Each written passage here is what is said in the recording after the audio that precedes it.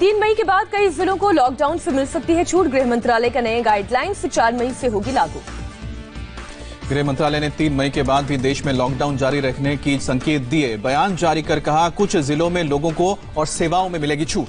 Lockdown में फंसे मजदूरों और छात्रों को बड़ी राहत। गृह मंत्रालय ने शर्तों के साथ घर वापसी की इजाजत दी।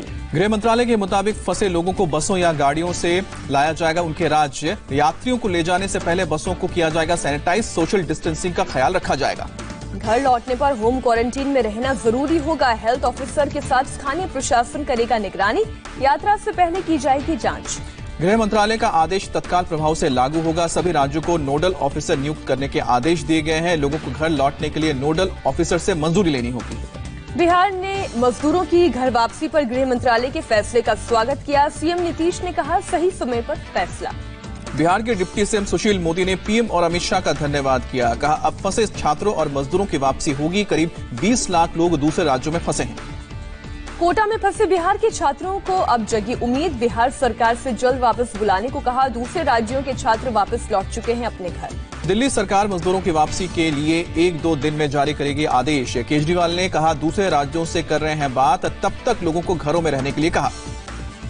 सरकार के गाइडलाइंस के बावजूद दिल्ली एनसीआर से मजदूरों का पलायन जारी। गाजियाबाद पुलिस ने वापस भेजा दिल्ली। लोगों ने कहा, दिल्ली में खाने पीने के हुए मोहताज। कोरोना के कारण देश के यूनिवर्सिटीज में फ्रेशर्स के लिए सितंबर से शुरू हो सकता है नया सत्र। पुराने छात्रों का सेशन 1 अगस्त से। यूजीसी ने जारी की है गाइडलाइंस। यूजीसी के मुताबिक 1 अगस्त से शुरू हो सकती है दाखिले की प्रक्रिया। फाइनल सेमेस्टर के छात्रों की जुलाई में होगी परीक्षा। कोरोना से हालात में सुधार के बाद होगी सीबीएसई की परीक्षा। मानव संसाधन विकास मंत्री ने सभी राज्यों के शिक्षा मंत्री से बात की। देश में कोरोना के केस में सबसे लंबी छलांग। 24 घंटे में कोरोना के 1813 नए मामले आए सामने। टोटल केस बढ़कर 31,787 तक पहुंचे। 24 घंटे में कोरोना के 71 लोगों की जान ली। अब तक 1008 लोगों की मौत हुई है। कोरोना को लेकर राहत की खबर। अब तक 7,797 लोग रिकवर होकर घर लौटे। देश में कोरोना के बढ़ने का डबलिंग रेट 11 दिन से ज्यादा हुआ। मृत्यु दर 3%। कोरोना के 1.5% मरीज ऑक्सीजन सपोर्ट पर। 2.5% आईसीयू में भर्ती। वेंटिलेटर पर आधा फीसदी से भी कम मरीज। देश में रोजाना 60,000 से ज्यादा टेस्ट हो रहे हैं। 288 सरकारी और 97 निजी लैब के साथ 16,000 सैंपल कलेक्शन सेंटर एक्टिव हैं।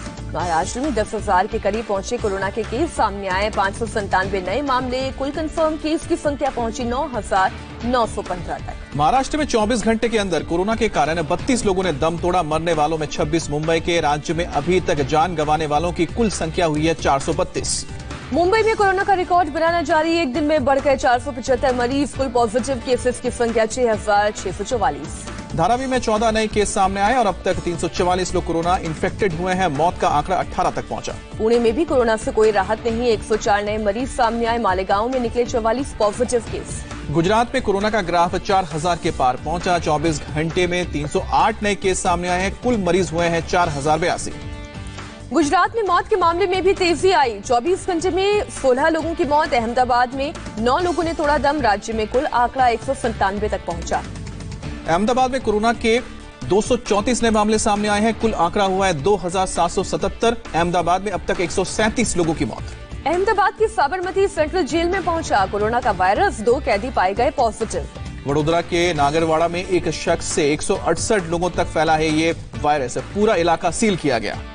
दिल्ली में सामने आए कोरोना के 125 नए मामले। कुल कंफर्म केस की संख्या हुई 3,439। 24 घंटे में 2 लोगों की मौत। दिल्ली में एलएनजेपी अस्पताल के डाइटिशियन के परिवार के 11 लोग कोरोना की चपेट में आए। कुछ दिन पहले डाइटिशियन की रिपोर्ट भी पॉजिटिव आई थी। दिल्ली के स्वास्थ्य मंत्री सत्येंद्र जैन ने कहा, 90% कंटेनमेंट जोन में नहीं आए कोई नए केस। फिलहाल दिल्ली में 100 कंटेनमेंट जोन। 24 घंटे में कोई इजाफा नहीं। दक्षिण दिल्ली के इलाकों में लॉकडाउन पर आसमान से नजर रख रही है पुलिस। ड्रोन का ले रही है इस्तेमाल। मॉनिटरिंग की जा रही है। ड्रोन के जरिए किया जा रहा है अनाउंसमेंट। यूपी में कोरोना से 5 लोगों की मौत। आगरा में 2 लोगों की गई जान। फिरोजाबाद, बरेली और मथुरा में 1 की गई जान।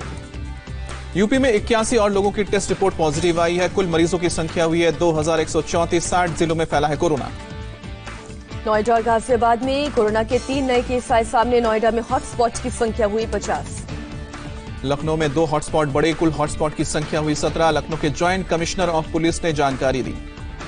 यूपी के फिरोजाबाद में 4 पुलिसकर्मी कोरोना पॉजिटिव पाए गए। लॉकडाउन का उल्लंघन करने वाले युवक को पकड़ने वाली टीम में थे शामिल। बॉलीवुड सिंगर कनिका कपूर ने लखनऊ पुलिस के सामने दर्ज कराया बयान। पुलिस ने घर आकर बयान लिया। यूपी के अस्पताल में 52,000 कोरोना बेड्स बनाने के निर्देश, लॉकडाउन तोड़ने पर सख्त एक्शन लेने को कहा। मध्य प्रदेश में भी कोरोना से 10 मौत, मृतकों का आंकड़ा पहुंचा 130 तक। 24 घंटे में 104 नए मामले सामने आए। केवल इंदौर में कोरोना के 104 केस बढ़ गए हैं। जिले में कंफर्म केस की संख्या पहुंची 1476 तक। एमपी में अब तक कुल 2560 मरीज। राजस्थान में भी एक दिन में 3 लोगों की मौत हुई। 74 नए मामले सामने आए हैं। कुल पॉजिटिव केस बढ़कर हुए हैं 2438। अजमेर में 11 और लोगों की रिपोर्ट पॉजिटिव। 11 में से 10 लोगों में एक परिवार के रहने वाले लोग। बिहार में कोरोना का ग्राफ 400 के पार पहुंचा। सामने आए 37 नए केस। बक्सर में एक दिन में मिले हैं 14 नए मामले। 1 मई से बिहार के सभी जिलों में door to door corona screening शुरू होगी। 7 जिलों में काम पूरा किया गया। पश्चिम बंगाल में कोरोना के 33 नए केस सामने आए हैं और अब तक 696 लोगों में यह वायरस कंफर्म हुआ है।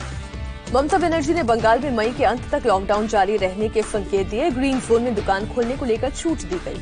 हरियाणा के फरीदाबाद बॉर्डर सील करने के बाद बॉर्डर पर अफरा तफरी मची। जरूरी सेवाओं से जुड़े लोगों पर रोक लगी। केवल दूध और सब्जी की गाड़ियों को छूट। खट्टर ने कहा, हरियाणा में नहीं फैलने देंगे वायरस। राज्य में सभी केस दिल्ली में नौकरी कर रहे या उनके परिवार से जुड़े हैं। पंजाब में कोरोना मरीजों की तादाद बढ़कर 375 तक पहुंची। एक दिन में 33 नए मामले सामने आए हैं। अब तक 19 लोगों की मौत हुई। पंजाब की मोहाली और पंचकुला पर कोरोना का कहर। एक दिन में दोनों शहरों में सामने आए कुल 73 नए केस। जालंधर के जिला अस्पताल की बड़ी लापरवाही। कोरोना पॉजिटिव शख्स को नेगेटिव बताकर घर जाने के लिए दिया। घर पहुंचने पर लोगों ने फूल बरसाए। महाराष्ट्र के नांदेड़ और राजस्थान के कोटा से 4000 लोग अब तक पंजाब पहुंचे। 35 लोग कोरोना पॉजिटिव, सभी क्वारंटीन में भेजे गए।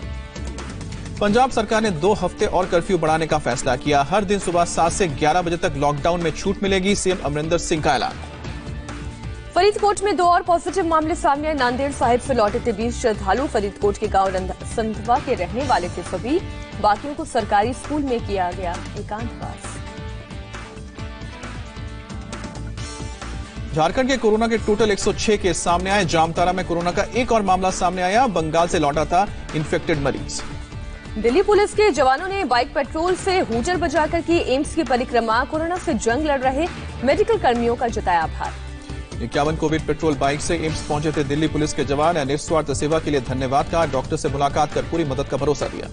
महाराष्ट्र के मुख्यमंत्री उद्धव ठाकरे ने की पीएम मोदी से फोन पर बात। राज्यपाल कोटे से अपने एमएलसी चुनाव मामले में दखल देने को कहा। यूपी के महोबा से बीजेपी विधायक बृजभूषण राजपूत का विवादित वीडियो वायरल हुआ। मुस्लिम सब्जी वाले से नाम पूछते और धमकाते नजर आए।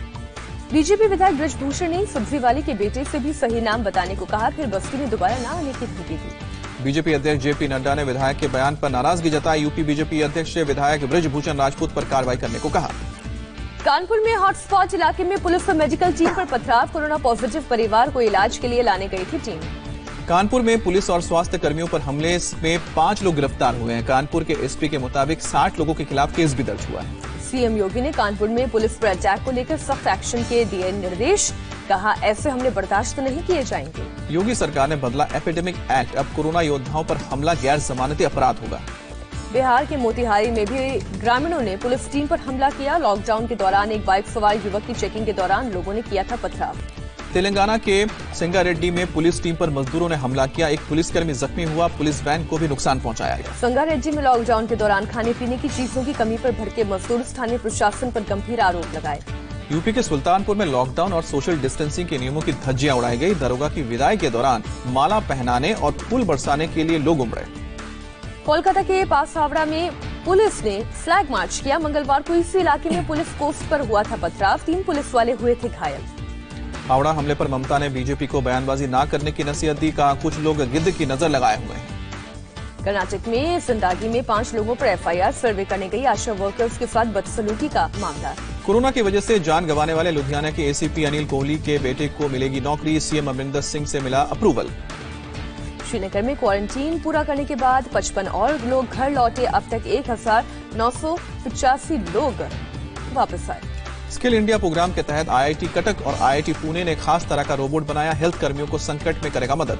पीएम नरेंद्र मोदी ने बांग्लादेश की प्रधानमंत्री शेख हसीना को रमजान की बधाई दी। कोरोना के ताजा हालात पर भी हुई फोन पर चर्चा। कोरोना के खिलाफ लड़ाई में जगी एक और उम्मीद। अमेरिकी फार्मा कंपनी ने रेमडेसिविर नाम की दवा के तीसरे चरण के ट्रायल को बताया पॉजिटिव। अमेरिका के टॉप स्वास्थ्य सलाहकार डॉक्टर एंथनी फॉसी ने भी रेमडेसिविर दवा पर राष्ट्रपति ट्रंप के साथ की चर्चा। कहा, स्टडी के मुताबिक दवा वायरस को ब्लॉक करने में सक्षम। ब्रिटेन में कोरोना से मरने वालों का आंकड़ा 26,000 के पार पहुंचा। एक दिन में 765 लोगों की जान गई। पुराने मामले जोड़ने से आंकड़ों में हुआ है 3800 का उछाल। अमेरिका के राष्ट्रपति ट्रंप ने फिर WHO पर साधा निशाना। WHO को चीन का पाइप ऑर्गन कहा। अमेरिका में सोशल डिस्टेंसिंग गाइडलाइंस को आगे नहीं बढ़ाएंगे राष्ट्रपति ट्रंप। 45 दिन पहले जारी की गई गाइडलाइंस की मियाद आज खत्म हो रही है। न्यूयॉर्क में एक यहूदी के अंतिम संस्कार में इकट्ठा हुए लोगों को पुलिस ने हटाया। सोशल डिस्टेंसिंग का नियम तोड़कर इकट्ठा हुए थे बड़ी संख्या में लोग। न्यूयॉर्क की अंतरिक्ष से ली गई तस्वीर आई सामने। पूरा शहर वीरान नजर आ रहा है। कोरोना की वजह से ट्रैवल एडवाइजरी में बदलाव नहीं करेगा जर्मनी। मध्य जून तक travel warning.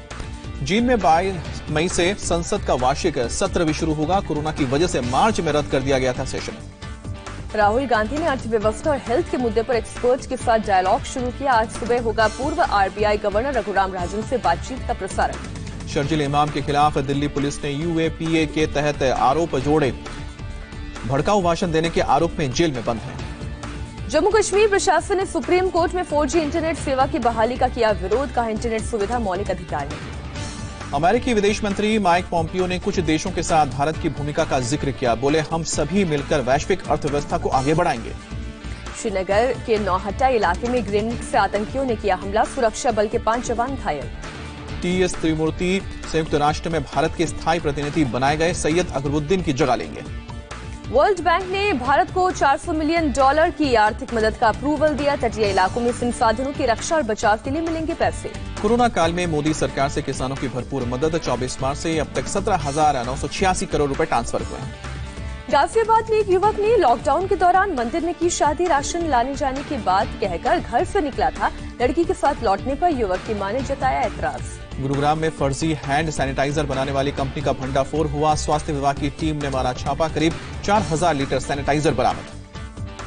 Film actor Rishi Kapoor की तबीयत बिगड़ी। मुंबई के HN रिलायंस अस्पताल में किया गया भर्ती। सांस लेने में है समस्या।